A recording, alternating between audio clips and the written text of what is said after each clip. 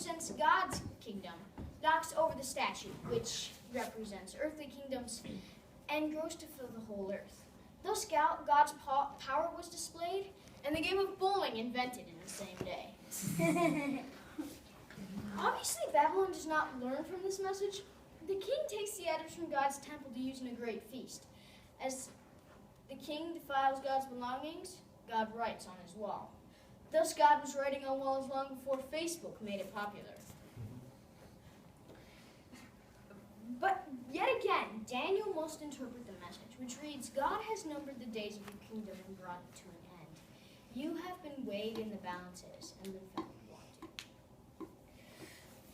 wanting. That very night, Babylon itself was captured, the king killed, and the Babylonian Empire ended.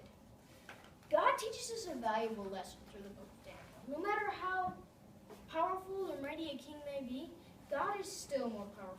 He can cause kings to lose their crowns and empires to fall in a single day. Another historical example demonstrates the short duration of earthly power. Alexander the Great was a Greek king, a mastermind in battle.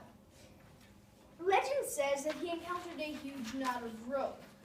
Now, as the prophecy went, whoever could undo this knot would rule the world. The cunning Alexander drew his sword and slashed it in half. The prophecy came true. Alexander conquered the world. Well, technically only around 1/5 of the world, ignoring Antarctica, North and South America, Australia, Africa, Oceania, and most of Europe and Asia. Actually, legend says that after he conquered India, he cried because there was no world left to conquer. He died a little while after, at the age of 32, and his empire ended. More powerful than God? I think not. The next attempt at conquering this 1/5 of the world came from a little city called Rome. Yes! Caesar, a famous salad. An arrogant leader, decided to overthrow the Roman Republic. Caesar was actually so arrogant that when pirates captured him and asked for 20 talents of silver, he suggested they ask for 50. True story. Caesar tried to become the emperor of Rome. The Roman Senate did exactly what they were supposed to do with him. Checks and balances on executive powers. He was a good one. Shush. Honestly, Caesar should have known that such a brute as Brutus would kill such a capital fellow in the capital. Caesar more powerful than God? I think not. They declared the sun would never set on the British Empire. England conquered all the land that Rome and Alexander missed. England had the mightiest navy and the mightiest army. Its army wore red coats because they found that red made excellent camouflage on the battlefield. I suppose it made second-hand use easier too. I mean, you wouldn't even notice the bloodstains. England never lost. That's true, except when they lost to an army of farmers in North America, and in India, and in Africa, and Europe. The British Empire was not more powerful than God. It didn't last forever. The sun was setting on the British Empire. But at least England still exists. God save the Queen! Now, I know it seems like I've been rushing through history, but now that I have reached the part about the Soviet Union, for this portion, I will be Stalin. And if you don't like it, Soviet! I'll talk about it anyway. The Tsar, drawing no inspiration from Caesar, not the salad, controlled a large empire, also a territory ignored by Alexander and Rome. Legends, after reading a short pamphlet on the glories of communism, legend says that a Russian leader, Lenin, declared angrily, "This marks the end of proletariat suffering."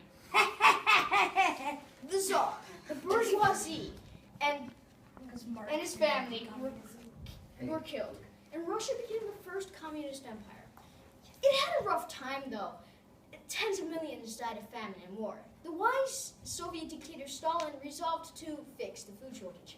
I resolve to fix the food shortage by sending millions of political prisoners to work on buildings in Siberia to house more political prisoners. Real smart. Well, later on, after U.S. President John F. Kennedy declared before the Berlin Wall, I am a jelly donut. Sorry, wrong speech. After Ronald Reagan famously declared, tear down this wall. The people took it literally, and the Soviet Union crumbled. More powerful than God? I think not.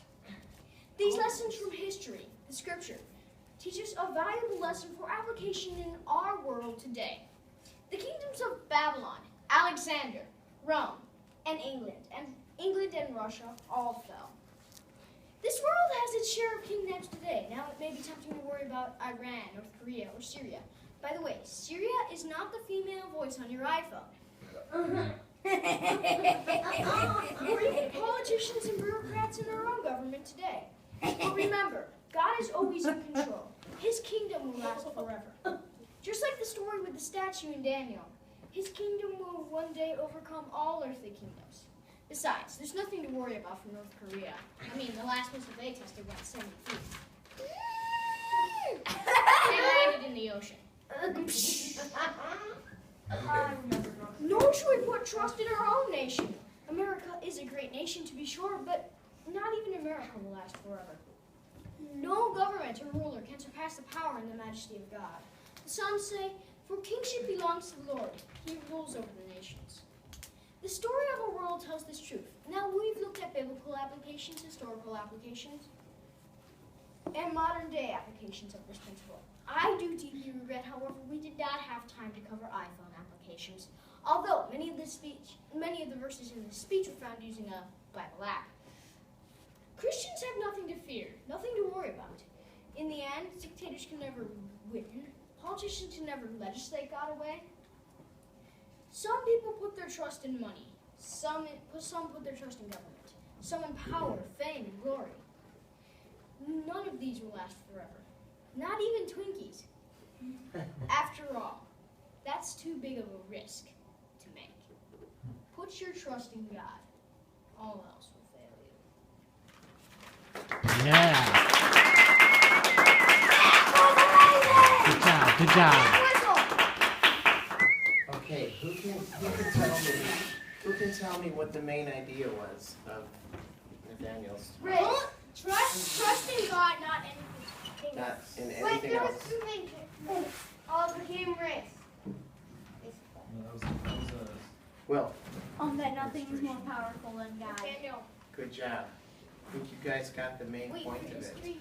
Okay, tell you what, we're gonna give you your share so you can get on down to store.